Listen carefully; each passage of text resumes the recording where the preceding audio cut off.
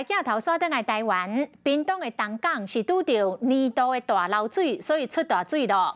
这个东龙宫的广场淹水变做一窟的鱼池啊，水是淹到骹肚悬。在地人讲，这个是淹到特别严重。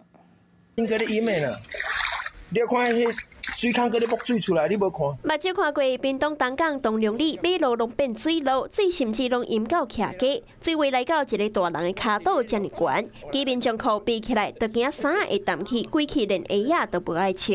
真水哦，欧巴桑咧撩水。停伫厝头前的车辆会当讲半个脸拢浸伫水内底。东龙宫的广场嘛是规片的积水，水淹过庙前骨力站楼梯，骑机车人敢若会当速度放好慢，就惊会掉车。足深的，为遮。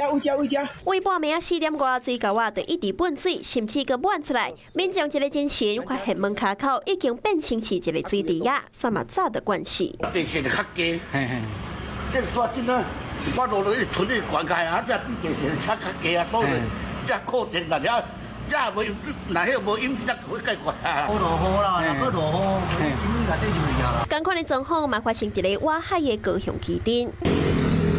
有一寡地势较低所在，积水提较较慢，机车若经过，拢爱真细力闪开，无风无雨，搁出大日头，也毋过说积水，原来是因为撞到年度的大漏。在这几天，今天、明天、后天这段时间来讲的话呢，高雄和屏东这个地方来讲，它潮差特别大。大潮期间的话呢，它的高潮水位会比较高。也就是说，1年的最高。气象局提醒，西南部沿海地势较低所在，撞到大漏，要注意海水倒灌，有一寡所在会淹水等等的状况。Hello， 我是雷亚，想要抢先掌握最及时的新闻资讯吗？赶快订阅、按赞、开启小铃铛，锁定华视新闻 YouTube 频道。